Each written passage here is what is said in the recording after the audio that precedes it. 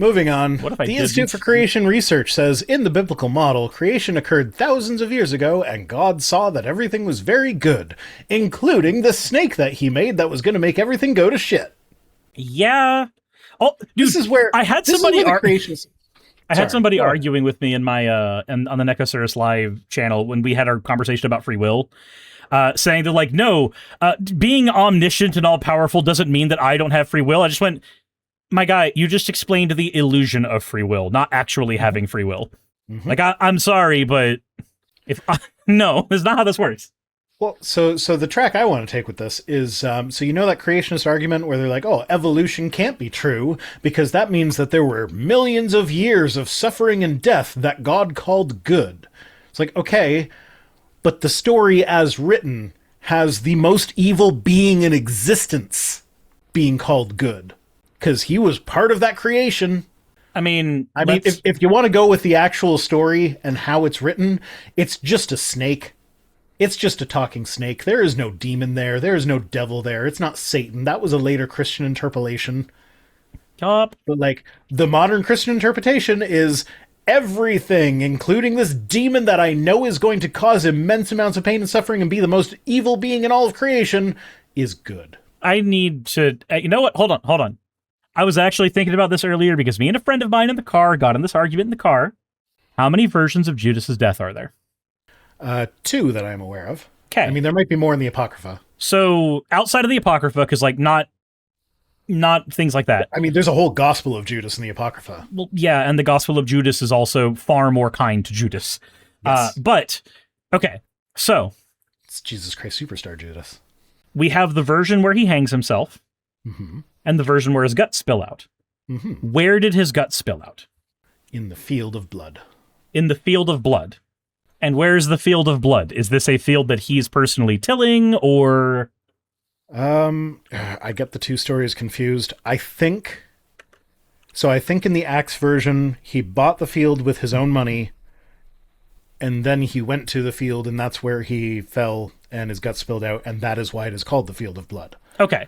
And in Matthew, he hangs himself, and then, like, he throws the money to the priests, then he goes off and hangs himself, and then the priests buy a field. It does not say that it is the field that he hanged himself in. They just buy a field. But because the field was bought with blood money, that field is called the field of blood. Okay.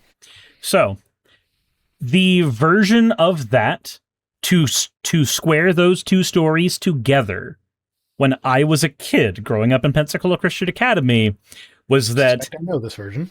When he was hung... when they was cut down, falling out of the tree caused his intestines to spill out, and then the field was bought with the blood money. Yeah. So not necessarily that it was cut down, but he hanged himself, and then his corpse just stayed there hanging for several days, and it bloated up as corpses do, and eventually the rope gave way or the branch snapped, and because it's a bloated corpse, when it hit the ground, it burst open. So when we were having the conversation... My brain was in this is the version I know literally from being told this in my childhood from my teachers, where there are 2 stories in the same way that there are 4 stories of Jesus's life, but they are synthesized into one story depending on who was doing it. And the version that I remembered was... Who had the money when they bought the field? Who had the money when they bought the field? The one that I was told was the guards. Do you mean the priests? Priests, guards, Pharisees, the people who found him. Did they ever try to harmonize that one? Because that has some attempts at harmonization. Because Acts explicitly says that he bought the field with the reward of his wickedness. Whereas Matthew says that he threw the money into the temple and then the priest bought the field. Yeah. The version that I had was so when Pensacola Christian Academy is teaching these stories in the Bible, they have like these painted pictures that they show for each one so you can visualize the Bible stories. And I remember explicitly them having one where Judas is like casting the silver coins. So that's the version that we were given. That's the most striking one. So they say that the priest had the money. But the issue is that it explicitly says that he bought the field in one, and it explicitly says the priest bought the field in the other. And the harmonization for that is generally that because it was blood money that had been given to Judas, the fact that he gave it back to the priest didn't count, so it was still technically Judas's money. Okay. Fair enough. Which, no, that does not sound fair enough.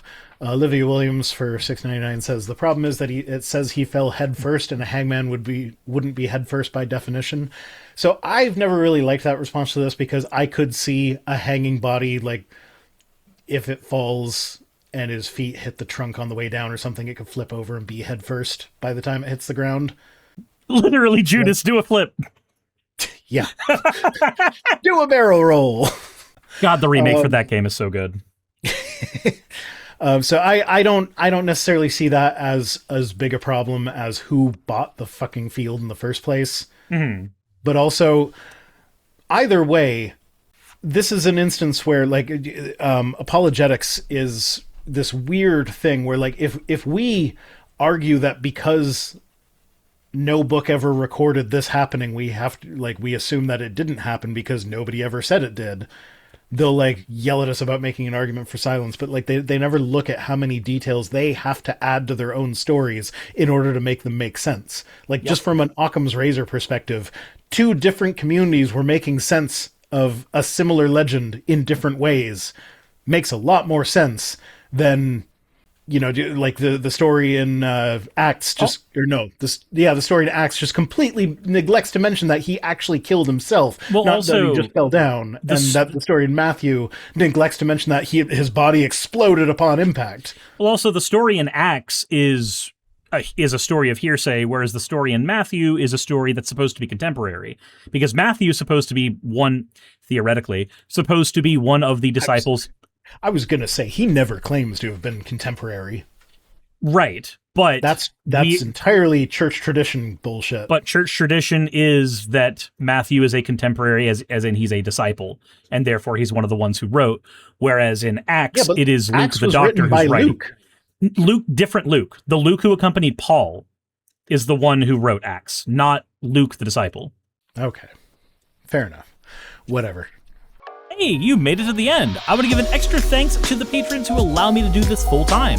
I want to thank Aaron Rail, Astral, Britzkrieg, Jemshin, Poundini, Red Joker, Victoria, Jonas, Craig, Tarika, Fireshard, Smiling GM, John, Dren Hadamada, Creeper, Sagitta, you know I'm not saying that last part, Sylvie Snow, Valis of Seraph, Ottoman Angel, Rooster Rachel, and Fire Panda, who are all my $20 and up patrons.